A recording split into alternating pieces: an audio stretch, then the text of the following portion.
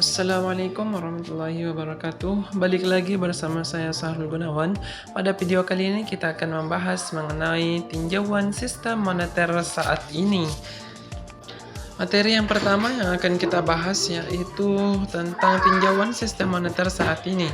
Berdasarkan perspektif Islam, penerapan sistem moneter tidak hanya diukur apakah sistem itu mampu mencapai sasaran akhir secara efisien, tetapi juga apakah sistem yang berjalan tersebut adil dan sehat.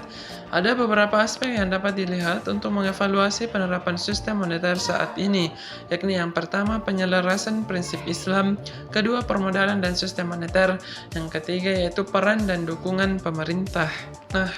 Materi selanjutnya yaitu peluang penggunaan uang emas sebagai mata uang global. Penggunaan dinar merupakan suatu solusi atas perekonomian dunia yang menggunakan uang fiat. Dikarenakan uang fiat dapat menyebabkan terganggunya stabilitas perekonomian dunia, sehingga peran mata uang emas bisa digunakan karena lebih stabil.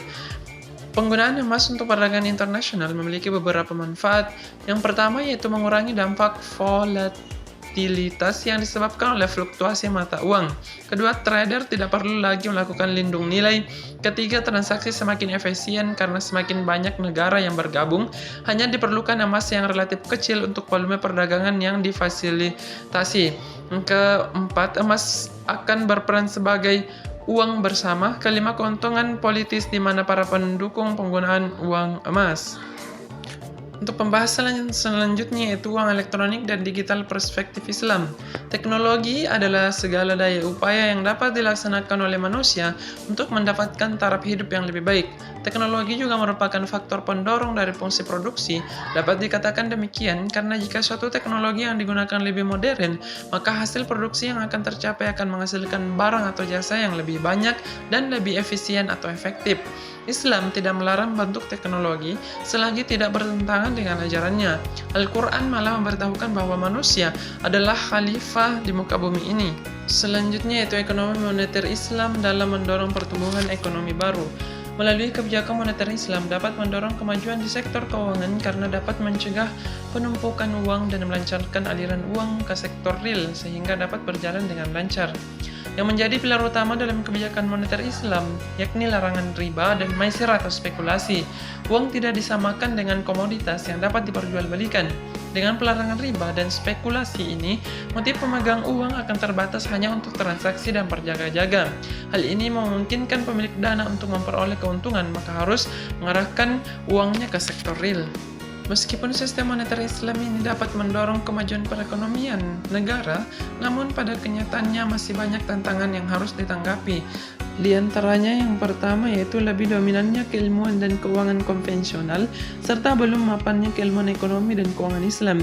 Kedua, persentase keuangan Islam yang masih jauh tertinggal dibandingkan dengan keuangan konvensional. Ketiga, dominasi peran suku bunga yang menjadi benchmark utama dalam pembentukan harga produk keuangan dan instrumen moneter. Keempat, kebijakan moneter baik konvensional maupun Islam masih berada dalam satu naungan otoritas. Kelima, mayoritas praktik keuangan konvensional di masyarakat menghambat perekonomian ekonomi Islam yang ideal. Keenam, dominasi mata uang dolar di tingkat internasional memiliki pengaruh tersendiri terhadap sistem moneter Islam. Untuk itu, pengembangan ekonomi moneter Islam diharapkan akan turut menunjang keberhasilan rencana pengembangan sistem ekonomi Islam secara integratif yang dapat mendorong penciptaan sumber pertumbuhan ekonomi baru di Indonesia, termasuk juga mendukung setiap sektornya.